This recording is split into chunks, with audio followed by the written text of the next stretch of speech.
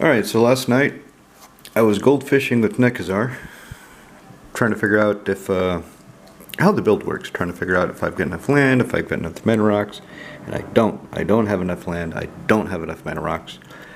So something has to come out to make room. What am I trying to do with Nekusar? Well, that's the other question. Thinking about it, maybe he's too strong for my group. Maybe building him is a bad idea after all.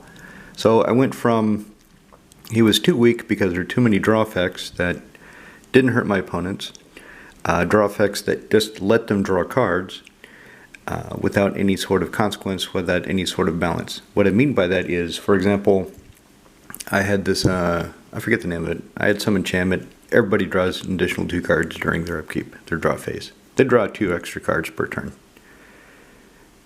And they just keep them. Now, what I'm doing with the new build is I'm putting more effects that, okay, well, if you're going to draw cards, you're going to either discard your hand, Wheel of Fortune, or you're going to draw cards, but you're going to get rid of the cards in your hand. You're not just going to get extra cards per se. Now, that's not true. For example, if I cast Time Spiral and somebody has 3 cards in their hand, they're drawing 4 cards. But whatever they're holding in their hand, they're going to shuffle in their the library, graveyard, shuffle all that together and draw the new cards. If they didn't have anything in their hand that's any good, then okay, fair enough. They draw things they can use against me. But if they were holding something, and I'm going to be looking at everybody's eyes, trying to see what are they holding, trying to figure it out. So if they're holding some kind of counterspell, some kind of border wipe, some kind of big nasty creature I can't deal with, and I make them get rid of it, okay, so they get a few extra cards because they only had a few cards in their hand, but the big threat, the card that they're sandbagging, gets shuffled back in and maybe doesn't come back in their hand. So that's the idea with Nekusar. And what I realized also is I have too many cards that aren't really pushing the strategy. Too many cards aren't really doing anything for me. Those cards are Luan, except for Linda Empress. So I like her a lot.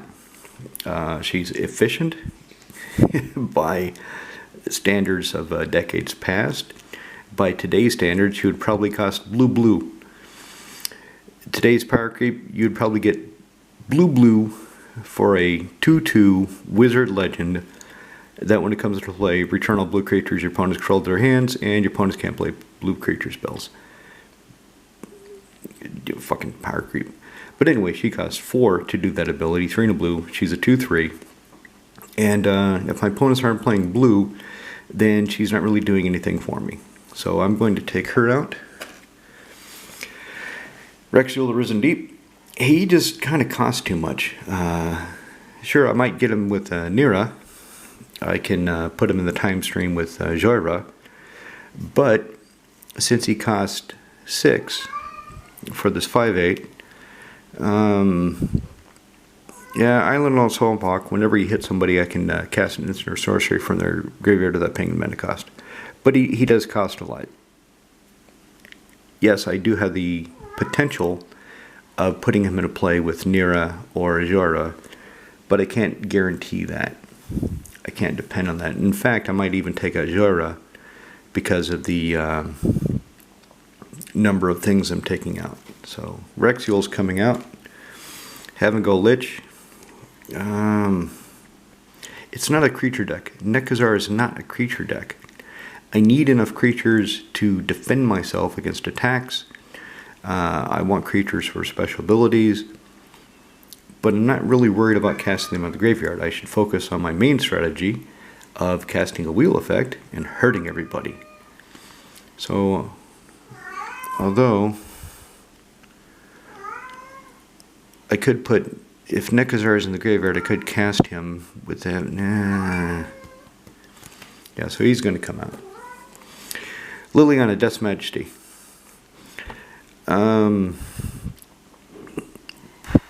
Because I have Time Spiral, Time Reversal, I have Mastermind's Acquisition to get them back in my hand. I could, with Nears in play, and with Hive Mind, I could cast one of them, put it on the bottom of my library, and then see what else I get. So that spell doesn't get exiled, because instead of casting it, I'm putting it on the bottom, and I'm letting my opponents have copies of it due to Hive Mind. I don't really need to be filtering my library. Returning a creature from my graveyard to my graveyard to the battlefield. I really need more ways to protect Nekusar. I need to focus on that. So I'm going to take her out as a distraction. Some of these cards might go back in. To be honest, some of these cards might go back in.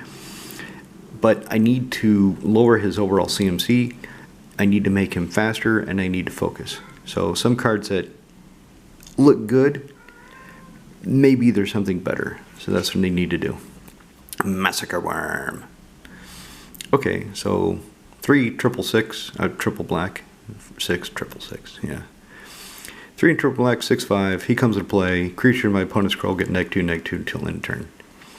Whenever creature in opponent controls dies, the player loses 2 life. I've got Damnation in here. I've got, what other board wipes do I have in here? Let's see what I have for board wipes. I have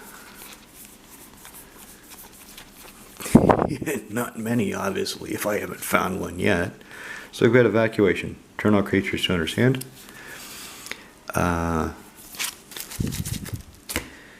I've got,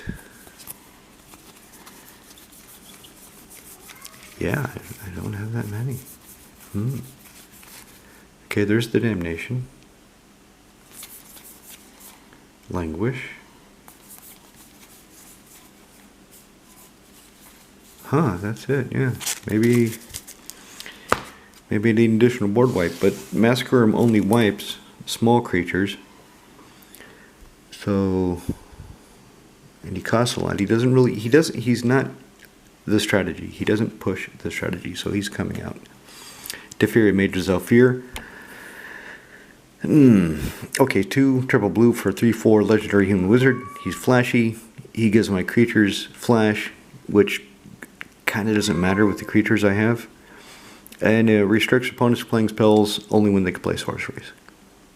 So he's kind of just a prison piece in this deck. All he's really doing, because I don't have that many creatures, is making it so my opponents cannot play instants. That's really all he's doing. And for the mana cost, I don't think it's really necessary. So I'm going to take him out. So those are coming out in their place. So I need another land. I decided Temple of the False God suit me down to the ground. With the amount of card draw, I should be hitting more lands, so I should hit that 5 pretty accurately. Emma, deal with the cat. Let him out.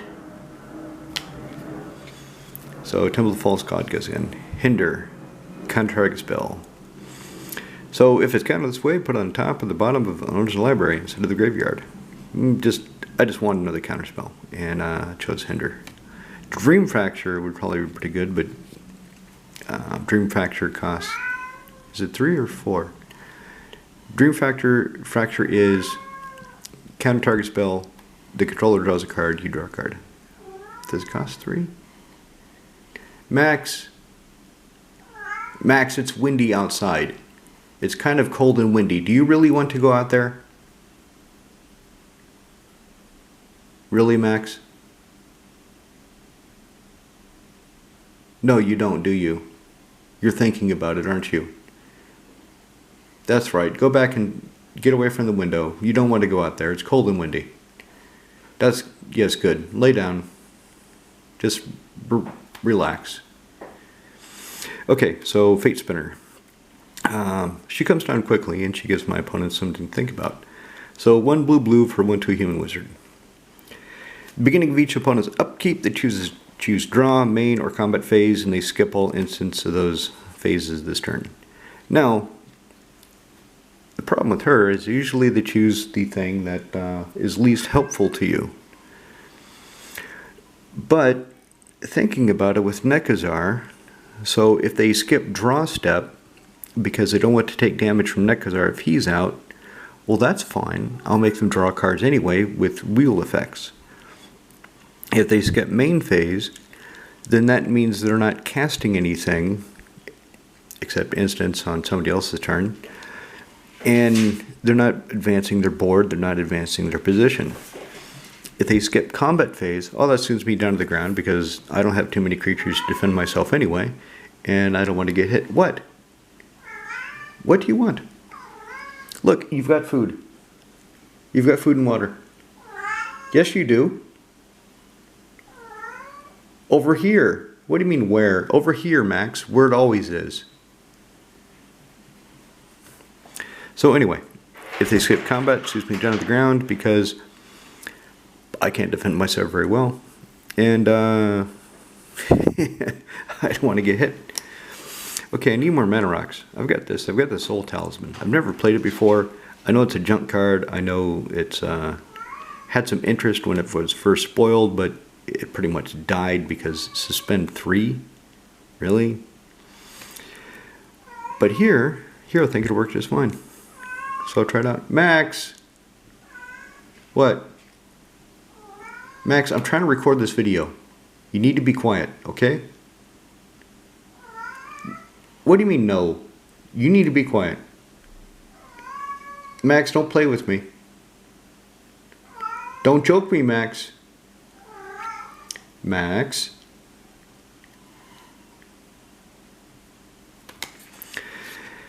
So, I don't have a Talisman of Indulgence to complete the cycle of talismans. I've got Talisman Dominus, Talisman of Creativity, don't have an extra Talisman of Indulgence, so Recto Signet. That's going to kind of complete it. And then Chaos Warp. I've got the Hive Mind in there, so this could be really funny. The reason I didn't put it in there before is because I expect somebody to target my Hive Mind and make me put it back in the library. But it could still be funny. It could still work. So I'm going to try Chaos Warp. So that's what's coming in, and that's what's coming out. I also ordered an Echo of Eons. I'd forgotten about it. Echo of Eons is basically Time Spiral, except you don't untap 6 lands. It still costs 6. It still does the same thing. Only goes to your graveyard. So Echo of Eons goes to your graveyard, and you can flash it back for 2 and a blue. I'd forgotten about it, so I ordered one. It's not going to be here anytime soon, probably next week. And I'll put that into to Nekusar. So let's take a quick look and see, kind of see what else I have to defend myself. So Scrivener comes to play, gets me an instant, and he can block and die. Thrix and Storm, he's flashy, so he can be a combat trick. Max! Max, you're interrupting the video. I'm trying to record this here, okay? Max. Don't joke me, Max. Okay, Thrix. He can flash and play and defend me. Yeah, Solemn Simulacrum. He's just there to die and draw a card. Let's see. I don't really know if I really need Memory Plunder.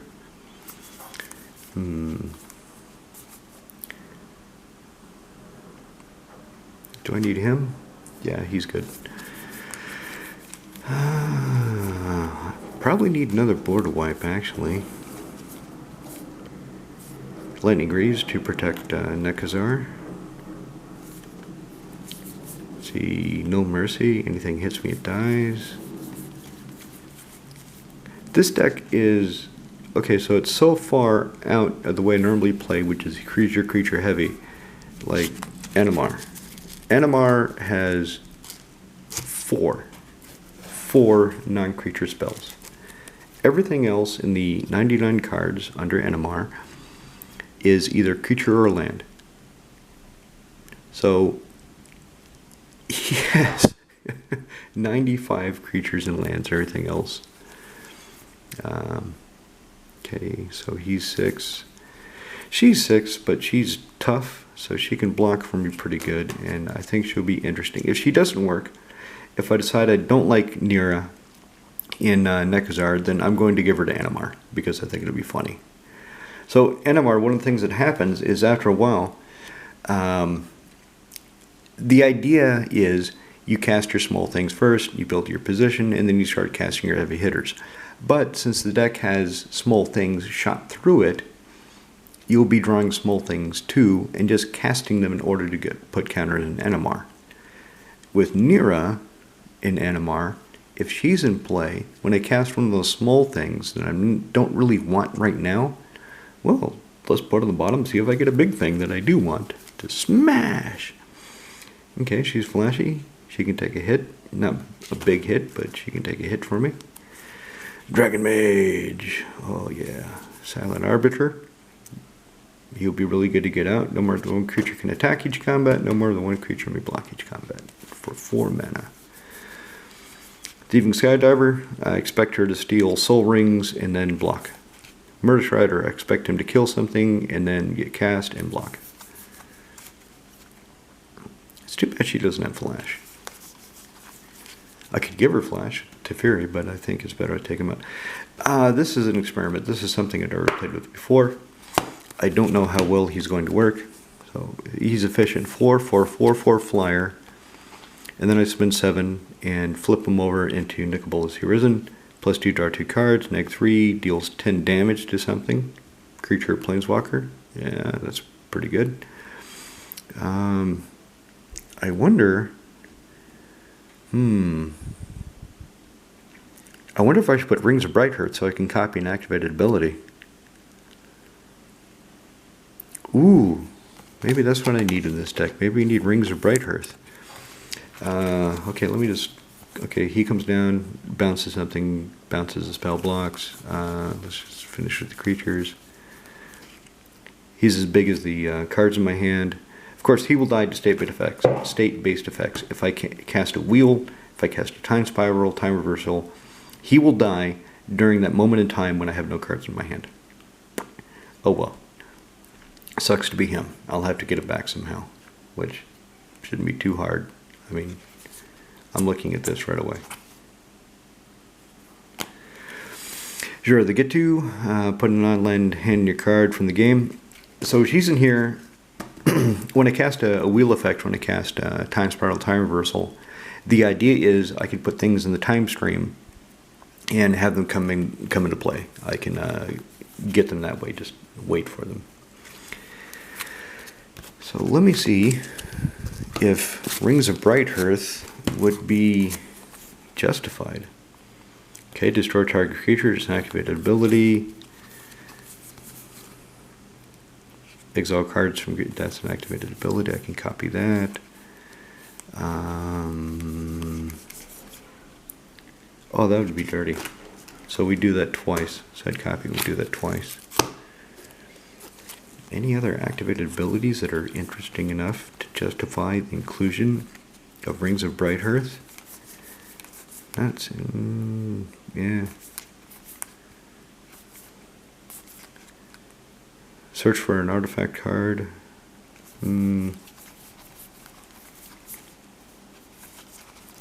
It doesn't seem so. It seems like draw a card. It seems like I don't really have enough to justify a Rings of Brighthearth. I mean, sacrifice per warrior. Everybody shuffles the cards in the hand and draws that many cards twice. And that can be really variable. If they only have 3 cards in their hand, so they put 3 away. If Nekusar is in play, they take 3 damage and then take another 3 damage.